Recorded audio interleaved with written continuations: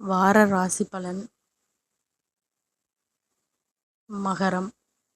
குடும்பஸ்தானத்தில் சந்திரனும் ராகுவும், சகோதர ஸ்தானத்தில் சூரியனும் சனியும் செவ்வாயும் புதனும், சுகஸ்தானத்தில் சுக்கிரனும் சத்ருஸ்தானத்தில் குருவும் அஷ்டமஸ்தானத்தில் கேதுவும் இருக்கின்றார்கள்.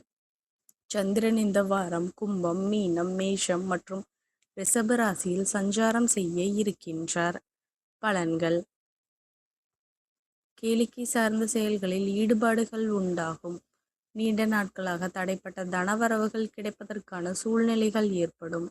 தம்பதிகளுக்குள் மகிழ்ச்சியான செய்திகள் கிடைக்கும்.